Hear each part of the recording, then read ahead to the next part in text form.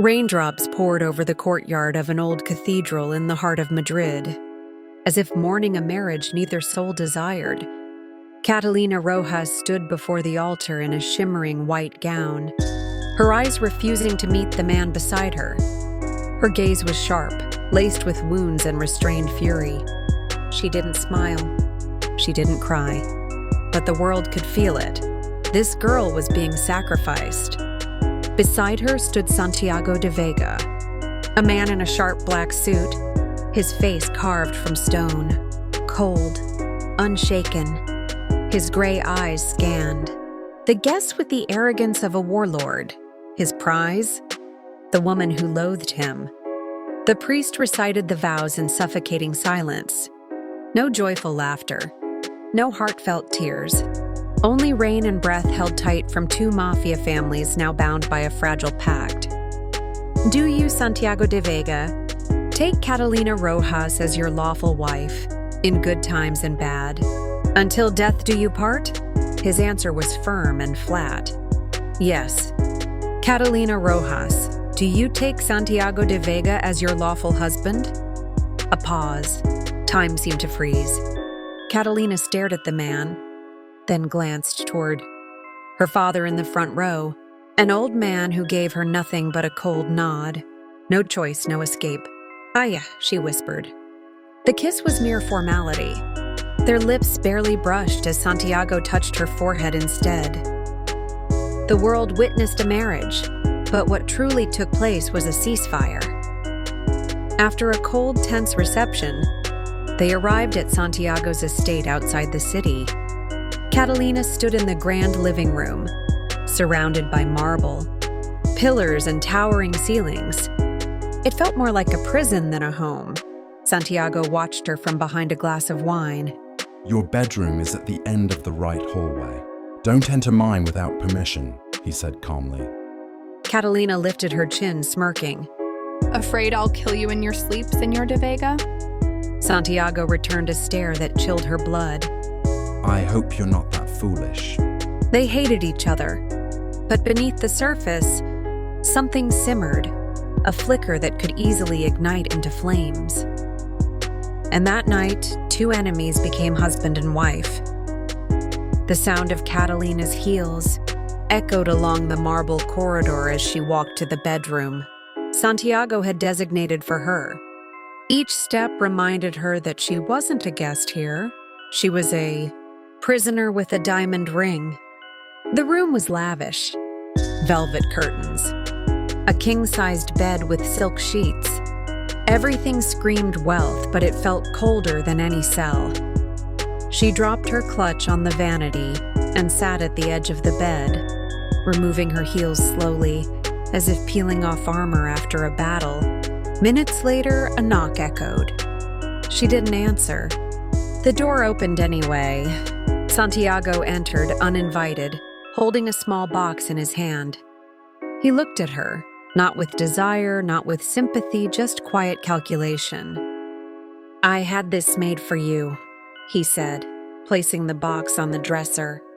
She raised a brow. "A gift? You don't strike me as the sentimental type." He didn't respond. Instead, he turned to leave. Just before he reached the door, Catalina spoke again. "Why me, Santiago? Out of all women you could have married, why choose the daughter of your family's rival?" He paused but didn't turn around. "Because marrying you ends a war. And because I'd rather keep my enemies where I can watch them." The door closed behind him. Later that night, Catalina couldn't sleep. She walked barefoot through the halls, passing paintings that probably cost more than her life. She found herself outside Santiago's office, the door slightly ajar. Curiosity got the better of her. Inside, he sat at his desk, shirt undone, sleeves rolled up, a glass of something dark in his hand. He looked exhausted, human. She knocked gently. He glanced up, surprised. "Can't sleep? Not in that tomb you call a bedroom." Santiago said nothing, just gestured to the seat across from him. She sat, Their eyes met, not as enemies, not quite as husband and wife, something in between. A strange tension settled between them. "You don't have to pretend to be a gentleman, Santiago," she said softly. "We both know what this marriage is." He leaned back, watching her with unreadable eyes. "And what do you think it is?" "A truce, a lie, a leash." A ghost of a smile touched his lips. "You're not wrong." They sat in silence for a moment. Then Catalina leaned forward slightly, her voice lower. "Still, if we're to play husband and wife in public, maybe we should practice in private." That flicker in his eyes, surprise, interest, maybe something darker, made her stomach twist. She had no plan, no script. But if she was to survive in this house, she needed control. And Santiago de Vega, he was not immune to fire. The air inside Santiago's office grew heavy the moment Catalina leaned in. Her words were a challenge, a dare cloaked in silk. He watched her like a hawk, every move calculated, every breath noted. "You think I'll fall for your little games, Catalina?" His voice was low, almost amused. She tilted her head, smiling slightly. I think you already are. A beat passed. Then he rose from his chair and circled the desk slowly. She stood as he approached, heart pounding, though her expression remained unreadable. When he was inches away, she could smell the faint trace of his cologne, amber, smoke, danger. "I don't trust women who flirt like it's a weapon," he murmured. She held his gaze. Then you should have married someone else. Santiago's hand rose, brushing a lock of hair from her face. The touch was gentle, but his eyes were sharp, searching. "I didn't choose you to love you," he said. "Only to own you." Catalina smirked. Then maybe you should learn how to handle what you own. That broke something in him. With little warning, his mouth crashed onto hers, not tender, but fierce, hungry, as if he hated needing it. Catalina responded just as fiercely, gripping his shirt, pulling him close. The kiss was war, hot and bitter. He pushed her back against the wall of bookshelves, hands at her waist. She tangled her fingers in his hair, refusing to be the submissive bride he expected. "I could destroy you," he whispered between kisses.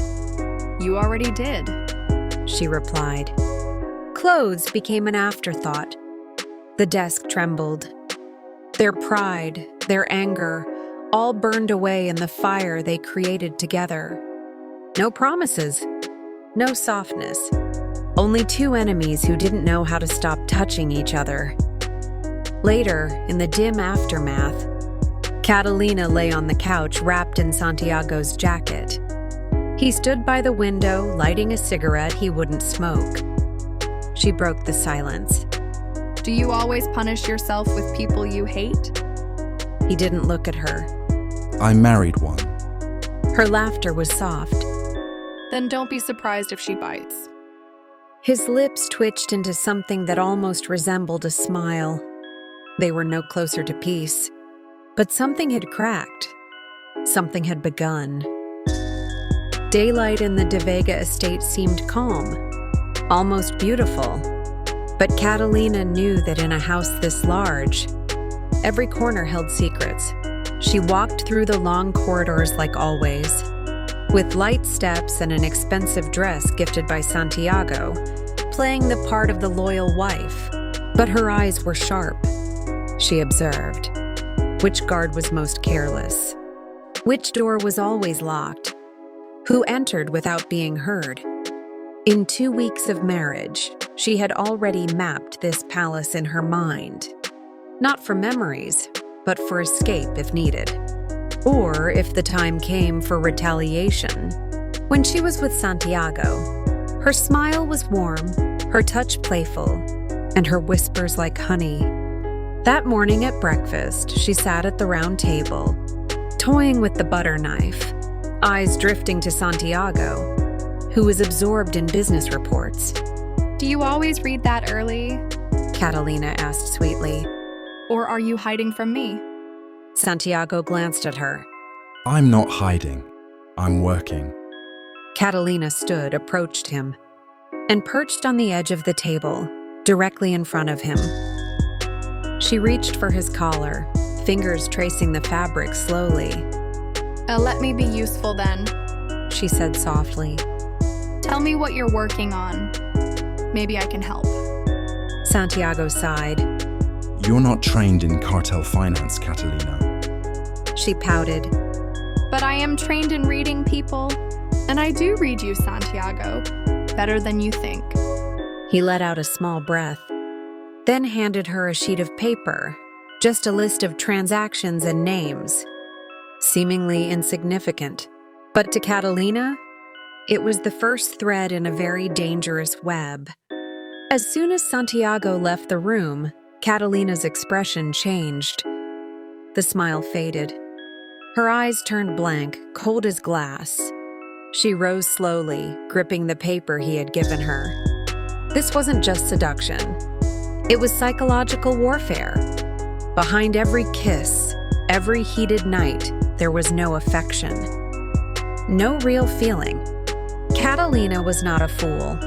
She knew that in a man's world like Santiago's, women who loved too easily became casualties, so she chose to be the enemy in a white dress. The night was bathed in gold. Every corner of the luxurious ballroom radiated opulence, from the delicate crystal chandeliers hanging above to the polished marble floors gleaming like mirrors. Soft classical music floated in the air, mingling with the clinking of champagne glasses and the hollow laughter of carefully curated guests. This was no ordinary party. This was a gathering of one of Spain's oldest mafia. Families, a place where shadow rulers mingled under the mask of glamour, shaking hands while hiding knives behind their backs. Catalina walked in with grace. Her arm looped through Santiago's. Her deep navy gown clung to her figure with a daring slit that turned heads with every step. The click of her heels echoed gently on the marble, her smile flawless, practiced and polished. Santiago, as always, wore a sharply tailored black suit, his shirt undone at the collar, his expression composed and commanding. He moved like a man who knew every eye in the room, was watching and relished the attention. They're all looking at us. Santiago murmured out the side of his mouth. Catalina responded just as quietly. Of course they are. Let's give them a show worth remembering. They stepped deeper into the crowd, into the heart of the celebration, where fine wine flowed like water and every smile could be either a warning or an invitation. At a party like this, love was an accessory, and pretending was the most valuable currency of all. The chandeliers sparkled above them, casting golden light across the hall. Catalina adjusted the slit of her midnight blue gown and looped her arm around Santiago's as they entered the luxurious ballroom, where nearly every guest was either armed, rich, dangerous, or all three. Smile. Santiago muttered without turning his head. They're watching. I'm always smiling. Catalina whispered back through gritted teeth. Her lips curved flawlessly as they stepped onto the marble floor.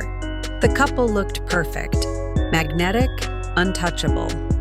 Catalina laughed softly at something Santiago hadn't even said, brushing his arm as if he were the love of her life.